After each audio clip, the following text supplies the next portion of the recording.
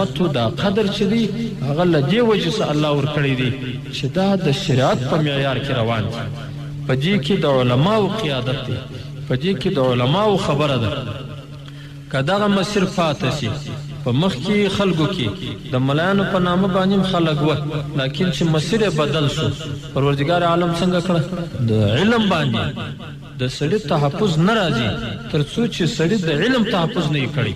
په اسلام باندې د سړي تحفظ نه راځي تر څو چې د اسلام تحفظ نه راغلی. نو تر څو چې موږ اسلام نه ساتلی، موږ علم نه ساتلی، تر هغه وخت پورې موږ نسو په دې عنوان باندې خلاصېدای، په دې نامه باندې د صرف د اسلام په نامه، اسلام په نامه خو هغه لیکن نجات یې نه کوي. یو قاتل دی قتل کوي مسلمان دی، لیکن نجات نشي ورکولی. ولې؟ خو اسلام یې نه دی ساتلی، اسلام تحفظ یې نه دی کوي. اوس نو د اسلام تحفظ به موږ څنګه کوو؟ په څه طریقه به کوو؟ دا خو موږ ته معلومیږي، دا خو نو اهل علم ته معلومیږي، علماء کرامو ته معلومیږي. پر دې مجاهدینو باندې دا فرض ده، دا واجب ده چې د علماو به قدر کوي او علماو ته به په قدرمنه سترګه ګوري. تاسو په دې بسته ژمي کې 2 واره د علماء کرام بوتلله، د مجاهدین ورته راجمع کړه چې تاسو څه خبرې ورته وکړئ. کې ورته جمع کوم په داسې صورت ورته جمع کوي چې والي صاحب نور ته کښېني یا کمیسیون صاحب نور ته کښېني. اول به ته د مخ په صف کې ناست یې، اول به ته د دې عالم قدر کوې، اول به د عالم خبره ته منې، وروسته به نو بیا د افراد دا خبره مني، دا مجاهدین به دا خبره مني. او د علماو ته جرأت ورکوي، علما پر دې باندې جرأت ورکوي ورته علماو که ما ته د شریعت مطابق خبره نه وکړې بیا ستاسو د علماو خبره زه نه منم. زما رعایت به نه کوئ، د الله رعایت به کوئ. او تاسو زموږ روحاني مشران یاست، تاسو اولو الامر یاست، تاسو امیران یاست. دغه اولو الامر چې په قرآن کریم کې راغلی دی، د دې خو مفسرینو تفسیر په علماو باندې کړی، د علما اولو الامر دي. د علما داسې اولو الامر دي چې په انعزال د چا باندې نه عزل کېږي، د چا په عزل باندې نه عزل، عالم څوک نشي عزل کولی. علما چې دي هغه پر دې باچیانو باندې باچیان دي، پر باچیانو. خلق چې دي دغه باچیان د خلکو چې دي دا پر خلکو باچیان دي، علما پر باچیانو باندې باچیان دي. او دا داسې یو صفت دی د دې علم چې څوک یې عزل کولی نشي قطعا. دا نور منصبونه خو عزل کېږي، کمیسیون والا دی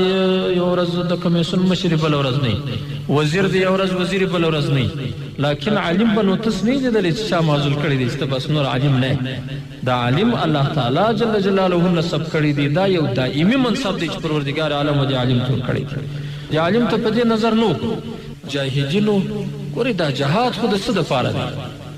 عبدالله ابن مسعود رضی الله عنه د نبی علیه السلام څخه پوښتنه وکړه، افضل د اعمالو،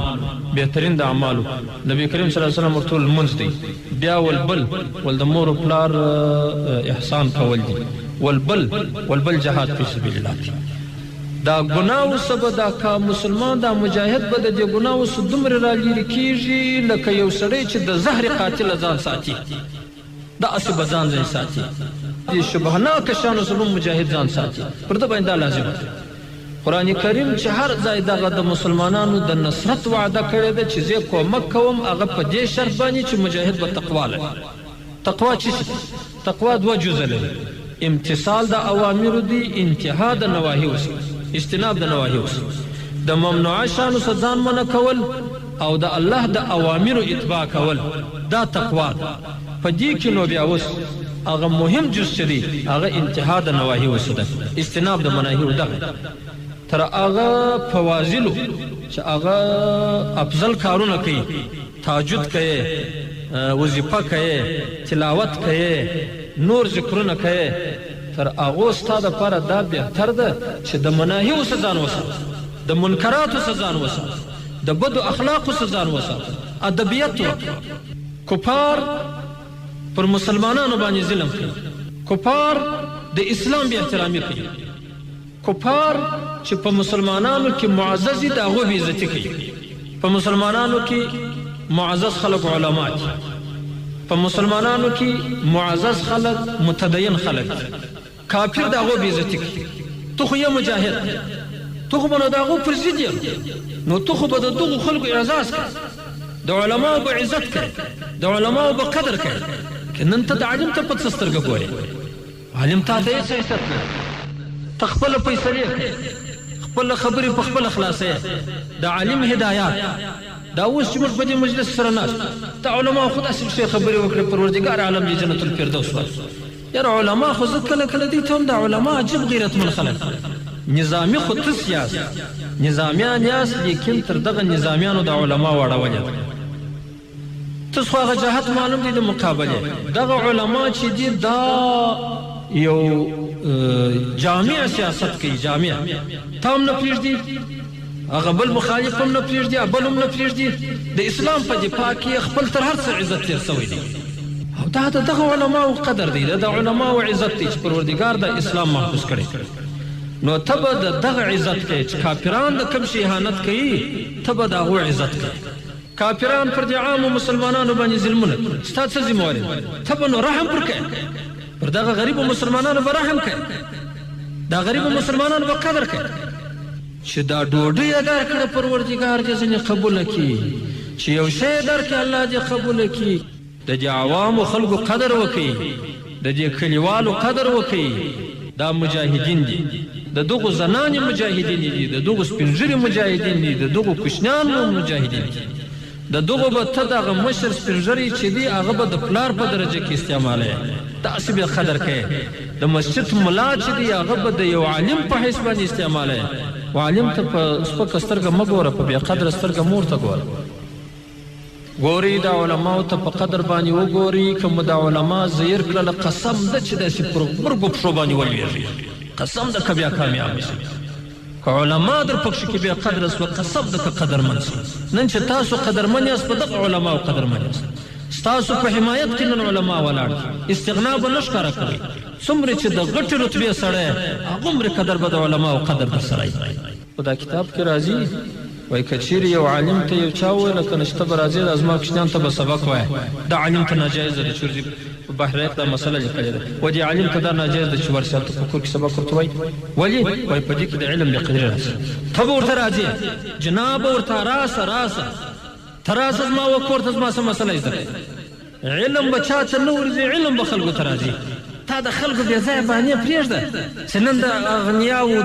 د عمراو پر دروازو باندې ولاړ دي وایي موږ یو مقصد پکښې لرو موږ یو غرض پکښې کې لرو موږ یو اصلاح لرو که دا ناروا خبره هغه ستاسو ډېر غرض حاصلي درته تر غرض نه شي ځینې حاصله نن چې وینې د دې بېدینانو پر دروازو باندې نن د دې غنیانو پر دروازو باندې بئس العالم على باب الغني بئس العالم على باب الامراء دا بد عالم دی چې د غني پر دروازه باندې ولاړ د علم حیثیت دغه ده علم تعالی دا قدر وکړي ښه دي عمرا پر دروازه د علماو عمرا چې نن د علماو پر دروازه ولاړې دا قدرمن امیران علما ځان ته مه احتیاجوي خپل ځانونه علماو ته احتیاج د علماو قدر وکړه د علماو دروازو ته ورسه علما خوشحاله وساتي د علماو زړونه راواخلي خبره یې ومني خامخا یې ومني او چې کله د اجلاس ځای راشي د نصیحت ځای راشي په اول قدم کې دغه اکابر حضرات دغه مشران مبارکان دغه مخ ته کښېنوي دا د مخ صف نیسي فاستبقوا الخیرات د دې ظالم دروازې ته چې ودرېدې د دې مظلوم به څونه زړه مات او دا اوس په افغانستان کې یو لوی جهاد روان دی په دې کې د خلکو بچانو فدایي کړې ده په دې کې د خلکو بچان شهیدان سوي دي په دې کې د خلکو زړونه دردمن سوي دي ته داسې غلظت و داسې سختي استعمال کړه چې د دې مسلمانانو زړونه خو نک داسې سستي مه استعمالوه چې د مسلمانانو زړونه په درد زموږ دغه سیاست چې دی دغه د اسلامي امارت سیاست دغه د اسلامي امارت جهاد په دې کې سیاست و شریعت سره جلا نه د دې سیاست او شریعت سره یو سیاست مو پر شریعت باندې بنا دی پر شریعت د دې څه معنا ده چې زموږ سیاست پر شریعت بنا دی زموږ سیکولر حکومت نه دی د علماو سره ناسته ولاړ د علماو هدایات او تقوا او ذکر او پرهیز دا په کار واچي دا دشمنان ورته متوجه دي هر څومره چې عمل لوړ وي هغومره قدر د سړي په هغه عمل کې ناکامي غټه ناکامي ده یو لوړ غره ته چې څوک پورته کېږي او د دې لوړ غره د سره شوس ستا به څه خیال چې لاس پې جوړ پاته شي که به پښې جوړې پاتې شي که بیا دا سر جوړ پاته شي دا بنده اندامونه بیا ټول ټوټه شي که قسم ده چې دا مجاهد که یو وارې راولوېدی بیا به داسې ټوټه کېږي چې ولاکې بیا یو ځای لا روغ پیدا کړي دا چې دونه ثواب لري او مجاهد چې دومره عظمت لري، جهاد چې دومره عظمت لري، دومره بیا شکست هم لري. یا نساء النبی لستن کاحد من النساء، الله تعالی د نبی علیه السلام کور والا ورته وایي تاسو دا اندازه ونه کړئ چې تاسو به داسې یاست لکه نورې ښځې، د نورو ښځو په شکل نه یاست. تاسو د نبی کریم صلی الله علیه وسلم د کور ښځې یاست، تاسو ته الله قدر درکړی دی، الله عزت درکړی. که ستاسو څخه هرې یوې د نورو عامو ښځو په شان باندې ګناه وکړه، ستاسو به دوه چنده عذاب الله درکوي. د دغه څونه غټو خلکو چې عزت دی، د هغونې پر ګناه باندې عذاب هم دوه چنده دی. مجاهده ستا عذاب هم دوه چنده دی، قسم ده کولاړ. لیکن هو د دې مجاهد دپاره دونه خطرات متوجه دي. اهل دنیا ورته متوجه دي چې د ځان په اعتماد کې واخلي، یو قمندان دی د ځان په اعتماد کې اخلي د دې دپاره چې دا به سبا زما سپارش وکړي، ته نو راولاړ شه دغه روپۍ واخله، داسې ونیسه پر دا مخ یې پوله او بیا یې پسې راچېږه. دغه دپاره دې راکړې چې ما پر خپلو علماو بې اعتماده کړې، زه روان کړی یم، اوس دې محکمې ته مې ولې. دا مجاهدین به دغه کوشش که قریبان دي، که دوستان دي، که اشنایان دي، که قومان دي، بلکل زموږ د خوا ورسره مقاطعت تر څو پورې چې د الله رضا پکښې کې نه وي، د الله حکم پکښې کې نه وي، پر تا باندې د دغه قومندان امر نه دی واجب. د افغانستان ملي راډیو او شریعت غږ راډیو درنو اوریدونکو، زموږ نننۍ خپرونه همدومره وه.